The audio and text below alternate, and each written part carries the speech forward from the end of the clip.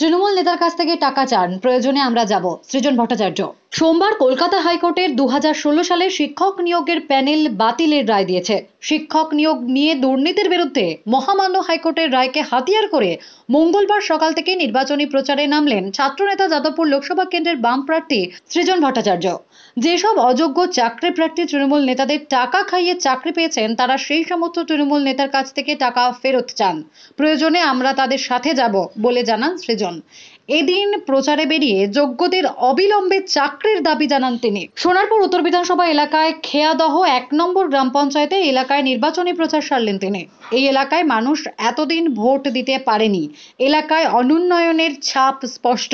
তোলাবাজি ও মাটি মাফিয়াদের দাপট তা বন্ধ করতেই তাকে ভোট দেওয়ার দাবি জানান। একই সাথে তিনি বলেন, মানুষ যাতে 100 দিনের কাজ পায় ও কৃষিকাজের সুবিধা হয় তাও সুনিশ্চিত করা হবে। শেষে তিনি বলেন, যোগ্য প্রার্থীদের চাকরি চাই আর অযোগ্য প্রার্থীদের তৃণমূলের নেতাদের কাছ থেকে টাকা ফেরত চাই। মানুষ এতদিন ভোট দিতে পারে, রাস্তাঘাটের অবস্থা আপনি যা দেখছেন এবং সব মিলিয়ে অনুন্নয়নের ছাপ, তোলাবাজির ছাপ, চুরি ডাকাতির ছাপ স্পষ্ট। তাতে মাটি মাফিয়া আছে, তাতে এখানে পরিবেশকে ধ্বংস করে, এই যা জলাভূমি আছে সেগুলোকে ধ্বংস করে বেআইনি বিভিন্ন রকম নির্মাণ, এবং তার প্রভাব এখন প্রকৃতিও তার জবাব দিতে শুরু করেছে। ফলত এই সব নিয়ে খেয়াদার উন্নয়ন, খেয়াদার মানুষের জন্য আমরা লড়তে নেমেছি।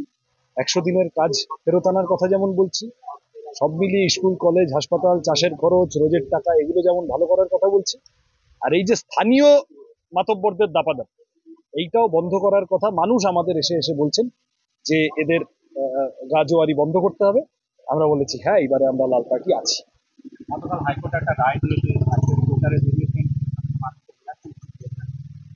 হ্যাঁ, অবশ্যই পরিষ্কার কথা।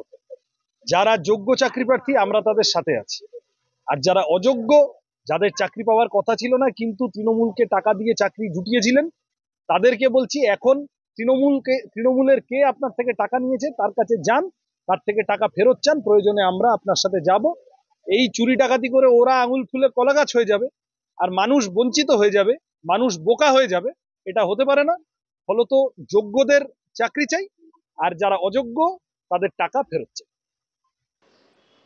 সোনারপুর থেকে বাবলু প্রামাণিকের রিপোর্ট, দুর্নিবার বাংলা নিউজ।